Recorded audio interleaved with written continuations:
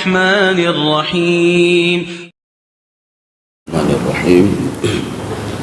السلام عليكم ورحمة الله وبركاته.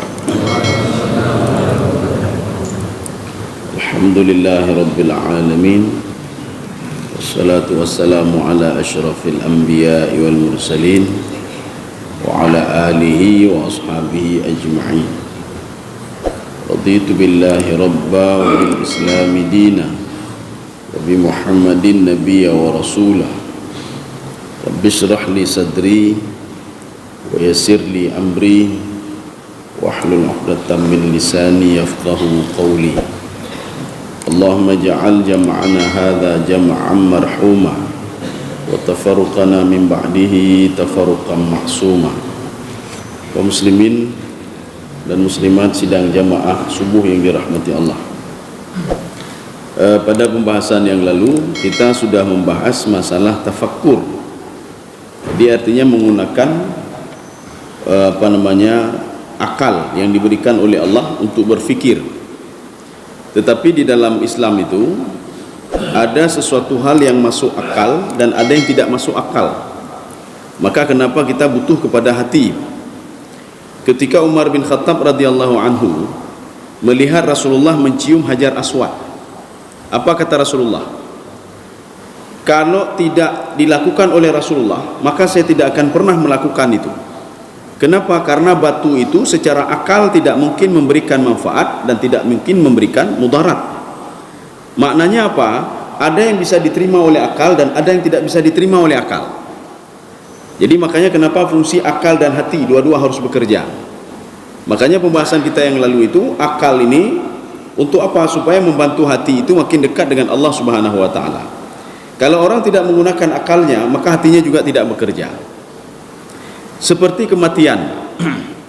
Ini kita membahas masalah kematian. Seorang itu secara akal dia bisa menerima kematian itu. Kenapa bisa dia terima kematian? Karena sesuatu itu, kalau kata Imam Jalalain, fadat itu ada masanya. Matahari ada masanya, bulan ada masanya, langit ada masanya, bumi juga ada masanya.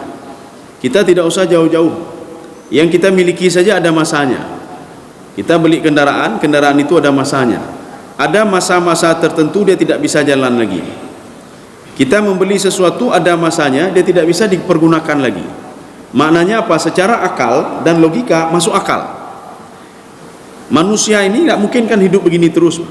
Secara akal, dia ketika menelaah orang lain, kullu nafsin dha'iqatul maut. Kalimat nafsun di situ, semua yang hidup, bukan manusia saja. Tumbuh-tumbuhan juga akan mati. Buktinya mana? Dulu ada pohon itu, sekarang tidak ada lagi. Dulu ada manusia ini, sekarang tidak ada lagi. Dulu ada bapak ini, ada ibu ini, sekarang tidak ada lagi. Artinya secara logika bisa diterima oleh akal. Tapi ada juga ketika manusia dibangkitkan dari kuburnya, manusia disatukan antara roh dan tubuh, sebagian tidak bisa menerima dengan akal.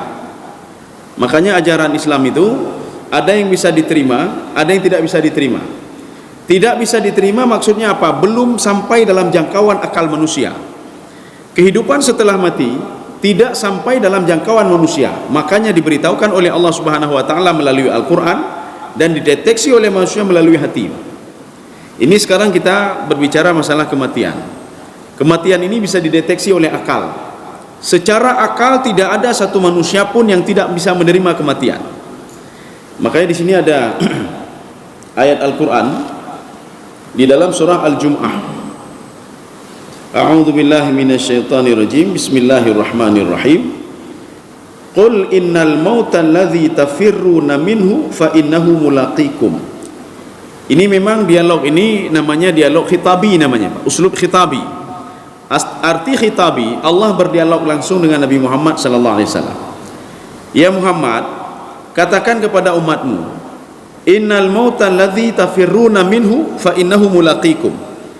Kalaupun kamu lari dari kematian, kematian itu akan menjumpaimu. Walaupun di sini ada dua tafsiran. Tafsiran yang pertama, lari dari kematian bagaimana? Dia takut mati. Makna takut mati, dia secara akal dia tahu kalau dia akan mati. Ya, nih, Pak. Ketika sakit dia takut mati. Nyo menyemate bagi bane. Ya, nih. Ketika dia diberikan cobaan oleh Allah, ujian oleh Allah, dia takut mati. Jadi artinya apa? Akalnya main. Ini tafsiran yang pertama. Artinya dia lari dari mati supaya tidak mati. Kenapa? Kalau dia mati nanti, ya ini kalau salah satu yang dikatakan oleh Imam Al-Ghazali, kenapa manusia takut mati? Satu saja, hubbud dunia. Karena dia masih cinta sama dunia. Dia tidak belum bersedia untuk meninggalkan dunia. Sudah, ini yang pertama. Yang kedua, tafsiran yang kedua, tafirruna minal maut, lari daripada mati. Bukan kita lari dan takut mati, tidak. Kita lalai sehingga kita lupa akan kematian. Seorang itu tahu dia akan mati, bukan tidak tahu. Jadi makanya dunia ini membuat dia lalai sehingga kematian itu dia lupa terhadap kematian. Maka ketika sakaratul maut, seorang itu mencaci maki dirinya. Ini namanya nafsul lawamah. Nafsul lawamah itu ada dua. Lawamatun fil khairi wal lawamatun fil syarri. Seorang mencaci maki dirinya dalam hal kebaikan, dan seorang mencaci maki dirinya dalam kejahatan. Bagaimana kebaikan? Kenapa kebaikan saya sedikit sekali? Nah, ini ketika mau meninggal dunia. Artinya tidak ada yang memungkiri kalau seorang itu akan meninggal. Cuma dia saja yang membuat dia lupa. Artinya apa? Dunia ini membuat dia lupa untuk beribadah. Jabatan membuat dia lupa untuk beribadah. Makanya Allah katakan la tulhikum amwalukum wa auladukum an dzikrillah. Tulhikum dibuat lalai. Ya, bukan kita yang lalai, tapi kita dibuat lalai. Kita dibuat lalai sehingga kita lupa. Ya. Jadi makanya yang dimaksudkan tafiru di situ, dunia ini membuat manusia lalai, sibuk dengan dunia, sehingga dia lupa tujuan inti dia itu apa. Sehingga dia lupa kalau di dunia ini cuma sebentar saja. Ada dalam hadis Rasulullah sallallahu alaihi wasallam, Rasulullah bersabda, al-kais. Kais itu apa? Orang cerdas. Al-kais, orang yang cerdas itu adalah orang yang mempersiapkan hidup setelah mati. Itulah al-kais. Kaum muslimin sedang jemaah yang dirahmati Allah. Ini ada di dalam surah Al-Anbiya ayat 1. Allah Subhanahu wa taala berfirman, iqtaraba lin-nasi hisabuhum wa hum fi ghaflatin mu'ridun. Jadi manusia kematian itu, hisab yang dimaksud di sini kematian. Kematian itu makin dekat, tetapi manusia juga makin lalai. Jadi artinya sudah ada contoh-contoh. Allah seperti mengatakan kepada Nabi Muhammad sallallahu alaihi wasallam, ya Muhammad, tidak ada orang yang aku ciptakan sebelum kamu itu al-khuld. Khuld itu apa? Kekal, tidak ada. Maknanya apa? Orang sebelum kamu itu sudah tidak ada lagi. Kamu juga akan seperti itu. Inna narithul arda wa man 'alaiha. Jadi kami mewariskan bumi. Jadi arti mewariskan bumi bagaimana? Jadi cuma kita fasilitas ini cuma kita pergunakan sebentar saja, Pak. Setelah itu dipergunakan oleh orang lain. Kita meninggal, orang lain pergunakan. Orang lain meninggal, orang lain lagi mempergunakan. Inilah namanya khalifah. Khalifah itu berasal dari kalimat khalfun. Khalfun itu apa? Ada orang lain di belakang kita. Kalau kita sekarang hebat, ada orang lain di belakang kita yang lebih hebat lagi. Kalau sekarang kita menggunakan fasilitas ini, di belakang kita ada anak kita lagi yang menggunakan fasilitas dunia ini. Kaum muslimin sedang jemaah yang dirahmati Allah. Inilah yang hadis Rasulullah katakan, al-kaisu mandana nafsahu wa amila lima ba'dal maut. Orang yang cerdas itu orang yang mempersiapkan dirinya. Ini dana nafsahu. Ini sama seperti orang menanam saham. Kalau ditanya untuk apa tanam saham, untuk apa buat ini buat itu, untuk masa depan katanya. Tapi masa depan yang dia pikirkan masa depan dunia ini, bukan masa depan setelah hidup di dunia, tidak. Kalau itu tidak cerdas namanya, kata Rasulullah. Kalau itu rugi namanya, bukan cerdas. Seorang yang mempersiapkan hidup untuk menikmati hidup dunia ini, maka rugi dia. Tapi seorang yang mempersiapkan hidup setelah mati, itulah orang cerdas, kata Rasulullah sallallahu alaihi wasallam. Begitu banyak orang yang pada masa Rasulullah dia mengatakan diri dia hebat sekali, dia tidak percaya mati, tidak percaya ini. Sekarang sudah mana dia sudah? Kan sudah tidak ada lagi. Dia sudah mati. Qarun juga sudah tidak ada lagi. Orang yang katanya hebat sekali dulu tidak ada lagi, semua tidak ada lagi. Artinya menjadi contoh dan dipikir oleh manusia. Maka inilah yang dikatakan tadi, ada yang masuk akal, ada yang tidak masuk akal. Sesuatu hal kematian itu masuk akal sebenarnya. Jadi artinya mati itu sudah habis masa ya. Sudah habis masa. Bulan sudah habis masa. Makanya bulan itu tidak ada warna lagi, tidak ada cahaya. Matahari sudah habis masa, maka tidak ada cahaya lagi. Maka kalau istilah Imam Jalalain, beliau mengangkat sebuah makna namanya fadat. Fadat itu apa? Sudah habis masanya, sudah habis waktunya. Kaum muslimin sedang jamaah yang dirahmati Allah. Rasulullah sallallahu alaihi wasallam juga bersabda, "Man kariha liqa Allahi karihallahu liqa'ahu." Kalau ada orang benci kematian, benci ketemu dengan Allah. Jadi kematian itu adalah salah satu kunci untuk ketemu dengan Allah. Kalau tidak mati, berarti tidak akan pernah ketemu dia dengan Allah. Maka kalau dia rindu dengan Allah, seorang rindu dengan akhirat, maka dia akan bercita-cita untuk mati ya. Barang siapa yang benci kepada mati, maka dia benci, berarti benci kepada Allah. Kalau benci kepada Allah, berarti apa? Allah mengatakan, Allah itu karihallahu liqa'ahu. Allah juga akan benci ketemu dengan dia. Kaum muslimin sedang jamaah yang dirahmati Allah. Manusia itu kan ada tahapan. Latar kabunna tabakan antabak. Tabak itu kalau dalam bahasa kita, bahasa Indonesia, itu lantai. Tabak itu juga masa. Jadi ada periodenya. Ada periode 1, periode 2, periode 3, periode keempat. Kita melalui semua periode ini. Atau dikatakan dengan tabak. Tabak itu lantai. Kita kalau ingin ketemu dengan Allah harus melalui semua lantai ini. Jadi makanya harus melalui alam roh dulu. Ketika alam roh, alam kandungan. Dari alam kandungan kita ke alam dunia. Semua harus melalui itu. Semua harus melalui itu. Kemudian tatkala itu dia ke alam barzakh. Di alam barzakh kemudian dia bangkit di alam yaumul ba'tsi. Kemudian setelah itu kata Rasulullah sallallahu alaihi wasallam, seorang itu tatkala dibangkitkan di padang mahsyar, ihtimalnya dua, pilihannya dua. Imma ayakuna fil jannah wa imma ayakuna finnar. Apakah dia itu pilihannya pertama ke dalam surga atau ke dalam neraka? Pilihan ke dalam surga dan neraka itu melalui masa-masa yang panjang juga. Makanya Rasulullah sallallahu alaihi wasallam ketika menerangkan ditanya oleh Aisyah, hisaban yasira, ya Allah, apa yang dimaksudkan dengan hisaban yasira? Manusia itu dihisab dengan hisab yang sangat mudah sekali. Padahal waktu di padang mahsyar itu waktunya satu hari 50 tahun, 50.000 tahun. 50 alfasana. Apa yang dimaksudkan hisaban yasira? Ketika itu dijelaskan oleh Rasulullah sallallahu alaihi wasallam. Hisaba yasira, seorang ketika dibangkitkan di padang mahsyar, dia tidak ditanya apa-apa oleh Allah. Maka dia tidak ditanya apa-apa. Maka berdoalah kata Rasulullah, ketika dibangkitkan di padang mahsyar jangan pernah ditanya apa-apa. Kalau ditanya halaka kata Rasulullah, maka celakalah dia. Maka ketika kita dibangkitkan ditanya oleh Allah, ini amalmu kenapa begini? Kenapa buat begini? Yang menyukai tanya, yang habis ni Pak. Maka Rasulullah memperingatkan Aisyah, mudah-mudahan kita semua ini tidak ditanya oleh Allah tentang amal ibadah kita, tentang umur kita. Ini tanya, cukup ditanya ketika di alam barzakh saja. Kalau di alam barzakh semuanya ditanya, alam barzakh semua ditanya. Makanya walaupun berbeda versi tafsir pertanyaannya, maka kalau kita melihat nanti di dalam kitab Al-Muwatta, di dalam hadis, di dalam tafsir, nanti ada yang mengatakan ma rabbuka, ma imamuka, ma qiblatuka, ada model begitu. Tapi ada juga dalam satu ini, dalam kitab Al-Muwatta yang dikarang oleh Imam Malik, beliau bertanya begini, ada dua malaikat, malakani aswadani arzakani, dua malaikat hitam dan biru.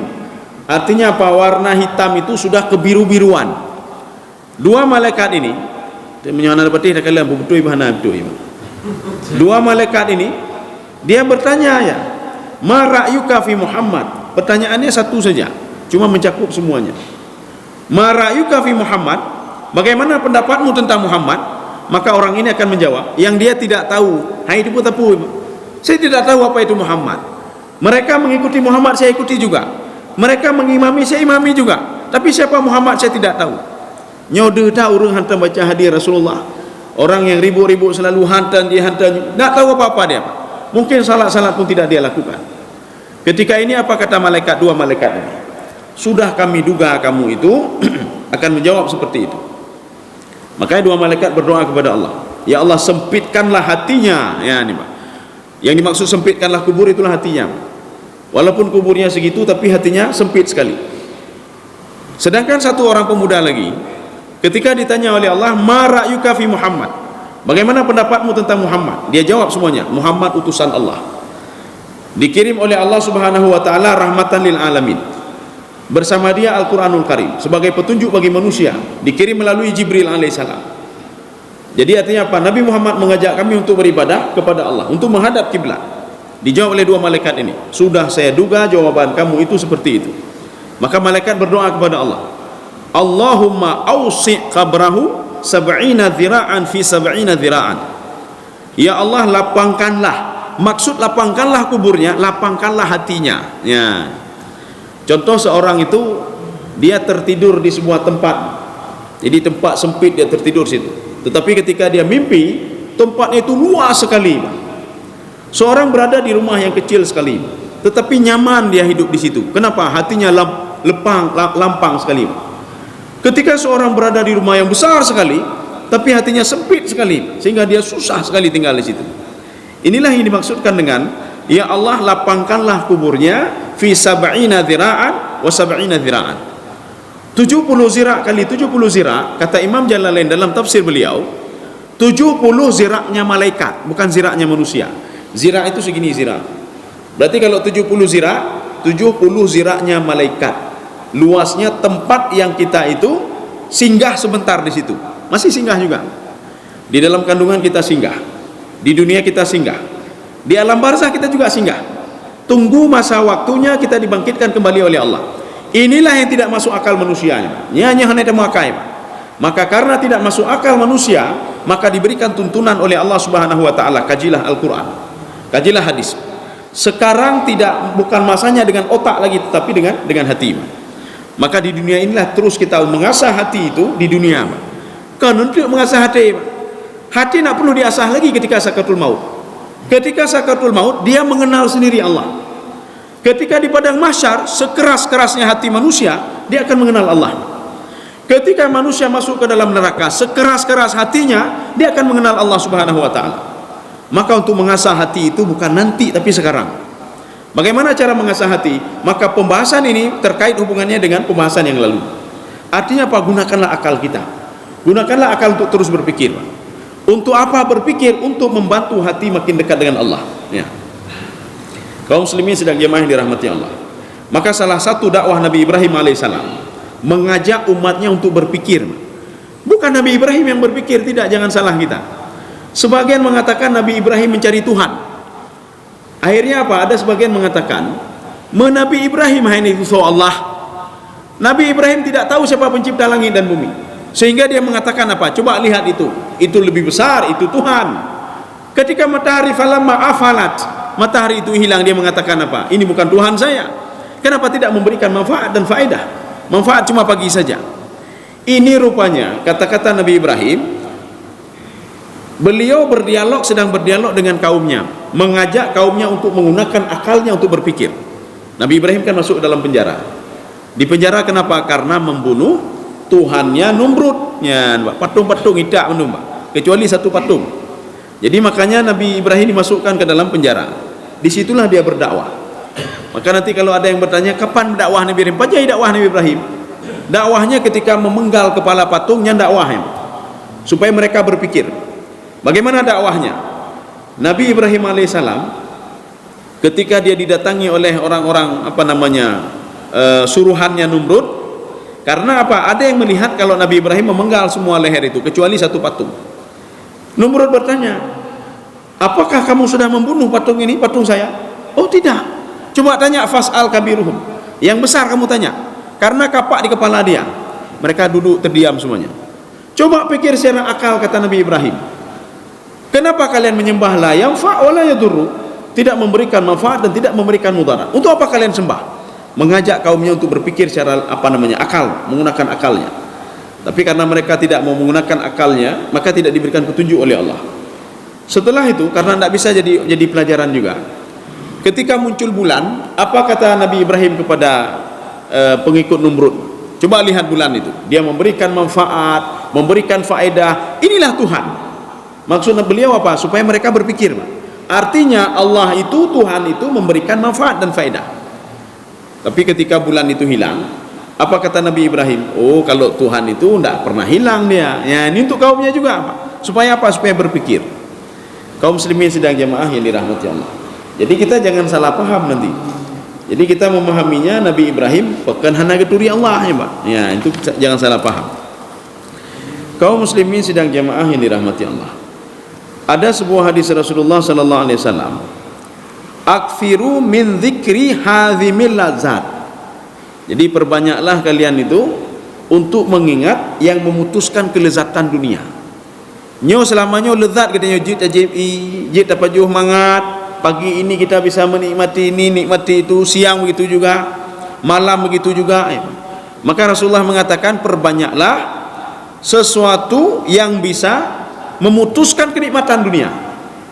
Bahkan ini ada hadis yang lain juga hampir sama seperti hadis ini. Ketika pada suatu hari sahabat itu berkumpul di masjid, mereka duduk berkelompok-kelompok. Jadi ketika duduk berkelompok-kelompok, mereka tahu datang Rasulullah, maka mereka diam semuanya. Mereka ketawa ya. Jadi ketika duduk berkelompok mereka tertawa. Jadi saat ini kelompok ini ketawa, sana ketawa, semua ketawa. Ketika datang Rasulullah, mereka semua berdiri dan takut sekali. Apa kata Rasulullah? Wahai sahabatku, ingatlah pemutus nikmat. Ya, ingatlah pemutus nikmat. Sahabat bertanya, ya Rasulullah, apa itu pemutus nikmat ya Rasulullah? Dijawab oleh Rasulullah, al-maut, kematian. Maka ada dalam beberapa literatur hadis, ini salah satunya ini yang kita baca ini. Hoka benar. Wal ghaflah 'anil maut tad'u ila inhimak fi syahwati dunia. Jadi kalau seandainya seseorang itu dia itu lalai dari kematian. Seorang yang lalai dari kematian membawa dia itu kepada tamak. Ya, ini pikir apa ini, Pak? Dia memikirkan maksiat, syahwat dunia. Makanya syahwat dunia itu apa? Syahwat itu muhutnya, mandu muhutnya Pak. Apa itu syahwat? Syahwat ini adalah salah satu yang dilaknat oleh Allah. Maka ada dua yang dilaknat oleh Allah Subhanahu wa taala. Yang pertama dilaknat oleh Allah tatkala seseorang itu meninggalkan salat, yang dilaknat urungnya. Satu.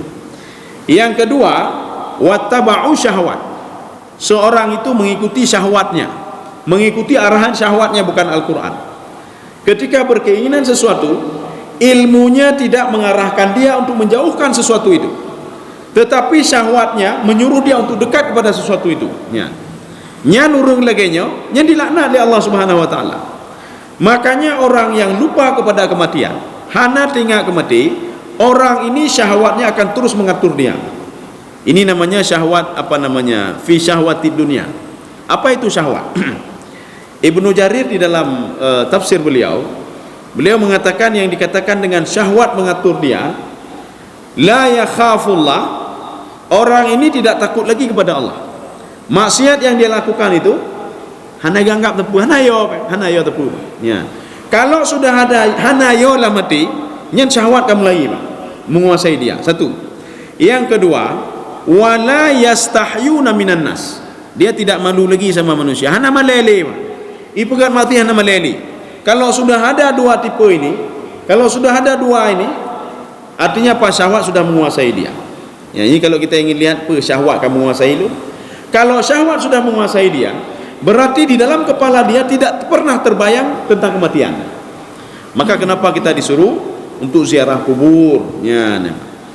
Maka menyuruh ziarah kubur datanya ngile, ente na urun tanya, hai kipan ziarah kubur pujud panjut. Nah dua, ya. Yang jud karena disuruh oleh Rasulullah SAW. Rasulullah menyuruh untuk berziarah kubur, walaupun dulu pada masa dulu Rasulullah SAW melarang. Kenapa melarang? Karena para wanita itu, dia ketika sampai di kuburan dia menangis, dia tarik-tariknya bajunya. Ya, dia lagi urung syiah ni nona.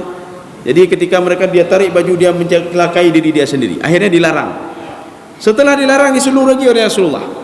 Makanya di dalam sebuah kaidah, Kalau ada suruhan setelah larangan, maka itu boleh. Ya, nampak.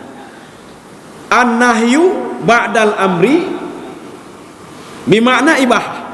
Boleh saja. Dulu dilarang, sekarang disuruh. Maka suruh setelah melarang itu maknanya boleh. Berarti ziarah kubur boleh. Ya. Bahkan disuruh lagi, Pak. Untuk apa? Supaya seorang teringat kepada kematian. Ini masalah ziarah kubur. Kemudian yang kedua, untuk mengikuti jenazah, ya. Menyalatkan jenazah, mengikuti jenazah. Menyomano kan tidak, mungkin hanya sebagian orang saja. Menyalatkan jenazah, ya. Supaya apa? Supaya seorang itu teringat kepada mati. Kemudian yang kedua, kenapa tidak boleh? Ya, yang kedua tidak boleh ziarah kubur. Kenapa tidak boleh? Yang pertama dianjurkan. Yang kedua tidak boleh. Bahkan bisa kesyirik. Seorang datang ke kuburan, datanya kepa nejak kubur dengku, ya. Menjak melakai buat dengkuan tiat, dengkulan kubur, ya. Pernah melakai supaya lon jit lagi ancit, supaya anak lon jeroh lagi gini ancit, melakai dia dengku, nak tolong anak lon lagi rancit dengku, ya. Mau putar-putar di kubur, ya, getawah buat kubur, ya. Ini artinya kan sudah melanggar, ya. Ini sudah keluar dari jalur-jalur syariat yang digariskan oleh Allah. Kalau ingin meminta, mintalah kepada Allah. Kalau ingin bertawasul, ya, jadi Abu Hurairah pernah bertawasul dengan Rasulullah. Bertawasul dengan Rasulullah, ya Rasulullah, tolong ya Rasulullah, engkau doakan ibu saya supaya ibu saya masuk Islam. Dia berdoa ada Rasulullah, ya. Makanya kita juga bisa mendatangi seseorang, hai nu tolong, nu berdoa nyan bu, nu berdoa mak lu, nu berdoa anak lu berpulih bu nyan. Boleh saja, kenapa tidak boleh? Karena doa itu bisa saja dipending oleh Allah, bisa saja diterima oleh Allah, dan bisa saja ditolak oleh Allah. Kenapa ditolak oleh Allah? Karena SOP-nya tidak sesuai. Nyan. Standarnya hana-hana standar. Kita anda berdoa hana standar. Bagaimana kita ingin buat KTP kalau tidak ada syarat? Yang dah jawab pak kecil lah buat KTP pak kecil. Oh surat pindah hana pak kecil. Surat je hana je pak kecil. Ini awal juga di. Hana syarat gimana? Lo menjak penggak SIM dah bukan. Oh ada syarat leh.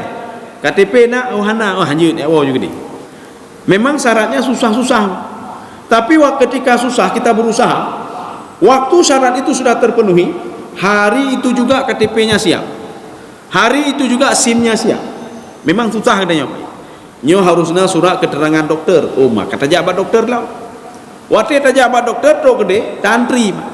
Apa tantri pergi berkata, "Oh, doktor hana." Yang asisten. Oh, maka hanjile. Oh, mas tempel ka tinggai, ka sengaja tempel lah. Batau roh surat yang mentang sampai berapa hari. Berkata nyo surat kecil harus najid. Ya bak kecil, teruk kantor kecil, berat kecil kayu kampung. Setelah kecil pulang, Kapadura pulang. Akhirnya apa? Ngurus surat-surat saja sampai berapa hari. Tetapi kalau surat sudah lengkap, kita bawa ke situ, nyoto, oh nyo nandron, sudah siap, foto, sudah siap, sudah beres. Doa begitu juga. Kalau syarat yang digariskan oleh Allah sudah lengkap, memang agak susah. Pertamanya susah, setelahnya agak susah lagi. Bagaimana tidak susah? Jangan putuskan hubungan silaturahmi. Jangan putuskan hubungan silaturahmi. Maka seorang itu kalau dia ingin diterima doanya, Rasulullah mengatakan wala qati'ur rahim. Jangan putuskan hubungan silaturahmi. Satu. Yang kedua, jaga hubungan baik dengan Allah.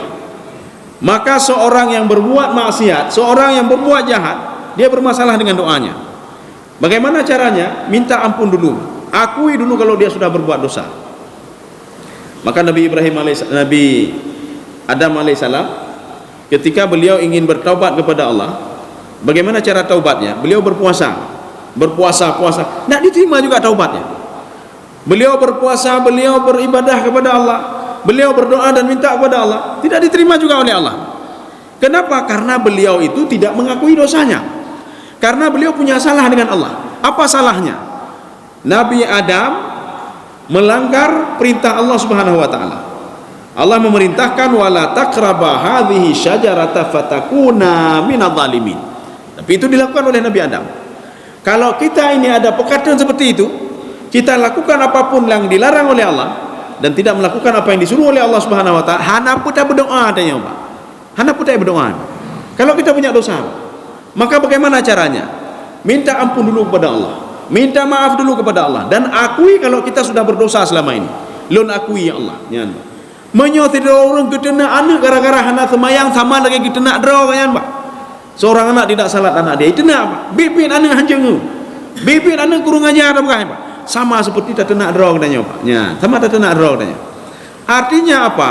Seorang ketika dia berdoa kepada Allah, dia menangis dan lain sebagainya, tidak diterima doanya. Kenapa? Karena kesalahan dia sendiri. Ketika anaknya tidak salah, jangan menyalahkan anaknya, salah dia sendiri. Kenapa tidak bisa mendidik anak seperti itu? Ya. Kaum muslimin sedang jemaah yang dirahmati Allah. Jadi makanya menyuruh anak salat itu bukan umur 17 tahun, 20 tahun, tidak. Suruhlah anak salat ketika umur fi sab'in, umur 7 tahun. Kenapa? Supaya dia terbiasa untuk melakukan ibadah salat. Kalau seandainya seorang anak itu mengenal maksiat umur 7 tahun, ketika dia dewasa, maksiat itu sudah terbiasa sama dia. Nyana pun dia tamle Pak ya. Maka yang dosa juga orang tua. Kenapa tidak mengontrol anaknya? Sehingga dia mengenal maksiat umur 7 tahun. Umur selanjutnya, maksiat itu sudah melekat dalam tubuh dia. Dia sudah ridha untuk berbuat maksiat. Maka perkenalkanlah salat. Maka salat itu salah satu pembinaan karakternya, pembinaan karakter. Kalau ingin membina karakter anak, binalah melalui ibadah salat. Anak pun tak bina melalui akal ya Pak. Itu karakter itu melalui hati Pak. Anak pun tak bina melalui. Kenapa? Seorang mengenal Allah dengan hatinya, walaupun nanti dia melalui bantuan akalnya. Berpikir ya. Setelah itu masuk ke hati. Ada juga orang berpikir, hana konek kena sinyal hana apa? Menyo sinyal hana apa? Hana dro kena apa? Kadang-kadang sinyal putus memang. Waktu sinyal putus, dia cerdas secara akalnya saja, tapi ini dia tidak cerdas. Kaum muslimin sedang jemaah yang dirahmati Allah. Ya, ini ada sebuah hadis Rasulullah SAW. Kita juga jangan salah memahami hadis ini. Maka Al-Quran sama seperti hadis juga. Arti sama seperti hadis dalam tanda kutip ya salah ya. Artinya Al-Quran memang beda, tetapi samanya begini. Ketika kita memahami Al-Quran, itu harus kita pahami asbabun nuzulnya, apa maksudnya. Hadis begitu juga. Hadis ketika turun hadis, kita ada sebagian hadis itu ada asbabul wurud. Memang ada, tidak ada asbabul wurud. Harus kita pahami orang Arab mengenal bahasa ini bagaimana. Apa maksud bahasa ini menurut orang Arab?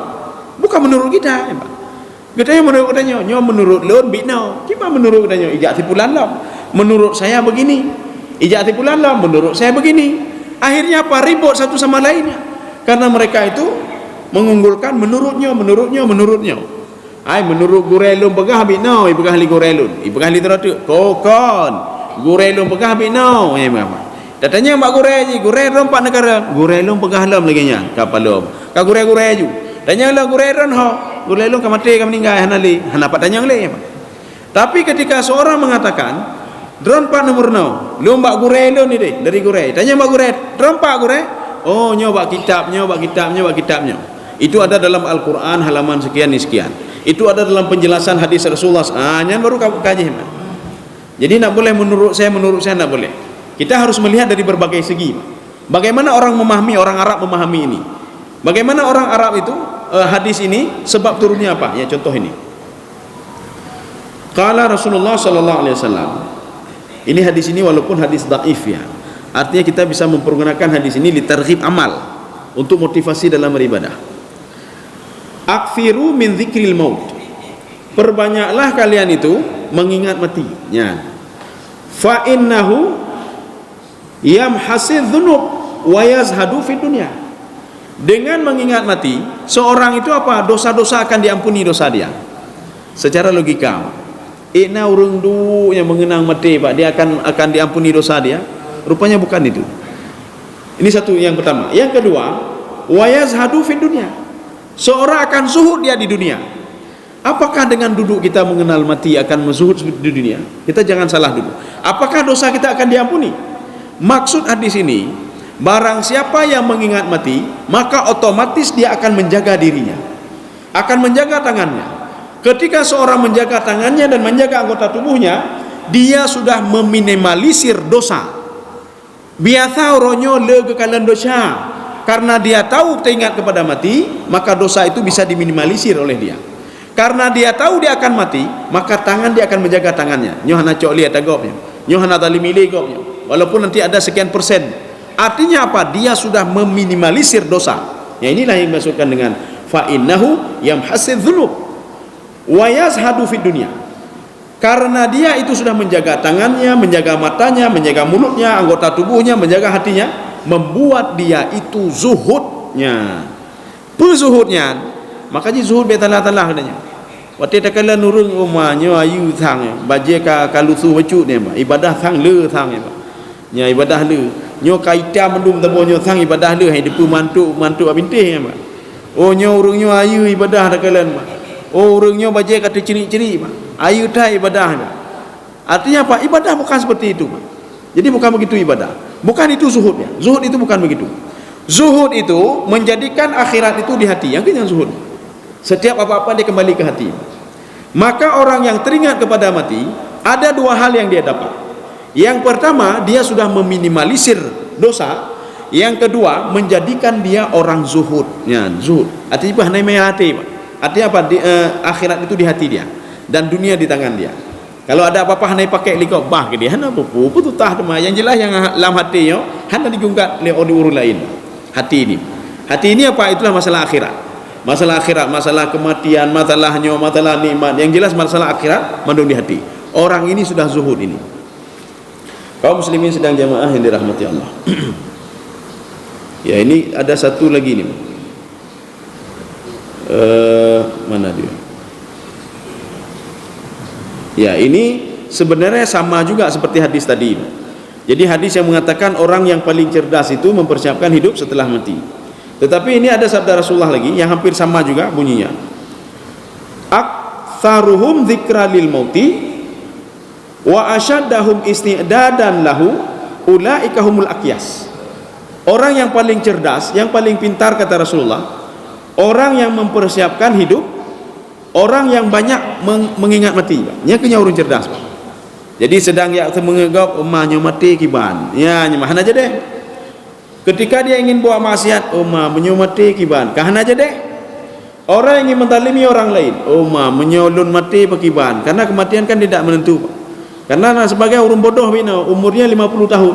Ketika dia buat maksiat, umur Nabi 60 leh, berarti nawate tenggang wate leh belatun, temecu ju leh. Temecu juga ya mak. Ketemecu juga pegang mati dia juga. Apa yang ketemecu mati dekatnya? Ya mak. Ketika mati dalam waktu di sakaratul maut, ya Allah, saya mengira 63 tahun sama seperti Nabi. Pertama Nabi akan akhlak hana beda hana pun anji. Jioh dengan Nabi dong. Pertama dengan Nabi ya, Mak. Kemudian kematian itu tidak mesti umur 63, tidak. Memang dalam hadis Rasulullah, kebanyakan umatku itu kata Rasulullah baina sittin wa sab'in, di antara 60 dan 70 tahun ya. Kalau dikurang daripada 50 itu artinya tidak begitu ramai. Lebih dari 70 juga hana-hana tak ledah ya, Pak. Tetapi 70 dan 60 dan 70. Tidak ada yang tidak tahu hadis ini, Pak. Hana satu pun, Pak. Coba ketika kita katakan Pak orang lain, hai, dengku don akan meninggal cid. Betul lu meninggal cid ya, Pak. Meninggal. Semua mengakui kalau dia akan meninggal dunia. Tidak ada yang mengatakan hana, lu abadi don, hana ya, Pak. Maka Allah mengatakan, coba tunjukkan ada orang abadi di sini. Hana ya, Pak. Bahkan Fir'aun sendiri mati Fir'aun. Tidak ada yang umur yang lebih panjang dibandingkan dengan Nabi Nuh alaihissalam. Maka sebagian riwayat mengatakan 950 tahun. Sebagian mengatakan 1250 tahun umur Nabi Nuh alaihissalam. Kemudian Rasulullah mengatakan, orang yang paling cerdas itu itulah ini yang pertama. Yang kedua, wa asyadduhum isti'dadan lahu, yang mempersiapkan mati. Zahabu bisyarafid dunya wa karamatil akhirah. Dua yang dia dapat. Bisyarafid dunia, seorang yang dia itu zikrul maut, dia mengingat mati. Seorang itu yang mempersiapkan hidup setelah mati. Dua yang dia dapat, kemuliaan di dunia. Yang kedua, karamah di akhirat. Jadi dua yang dia dapat. Maka orang-orang yang hanai pikir mati, dua-dua ini tidak pernah dia dapatkan. Kemuliaan dunia tidak pernah dia dapatkan. Walaupun fasilitas dunia itu dia menggunakan seluruh fasilitas dunia. Fasilitas itu semuanya bisa dapat. Kemuliaan tidak ada yang bisa dapat kemuliaan. Kalau ingin kemuliaan dunia dan karamah di akhirat, maka lakukanlah dua hal ini. Yang pertama, perbanyaklah untuk mengingat mati. Ketika ingin membohongi orang lain, ya Allah, belum jihgop ya Allah, lu akan mati ci ya Allah. Kepulun dalimi lu akan mati ci. Lebih bagus apa? Persiapkan hidup setelah mati. Ya. Dan jadikan dunia ini sebagai ladang untuk menuju akhirat. Jadikan dunia ini sebagai fasilitas untuk menuju akhirat. Apapun yang kita lakukan di dunia ini nilainya akhirat. Supaya bergo katanya. Artinya apa? Kita hidup di dunia, tetapi kita dapat pahala akhirat. Apapun yang kita lakukan. Karena ada orang hidup di dunia, akhirat hanam demi tepuin. Siapa itu? Orang yang bersedekah bukan karena Allah. Tidak dapat apa-apa dia. Bahkan hartanya sendiri itu, dia dan hartanya akan dimasukkan ke dalam neraka. Rugi saja dia. Ya, rugi saja. Saya rasa cukup sekian. Mudah-mudahan ada manfaatnya. InsyaAllah nanti akan kita lihat kembali.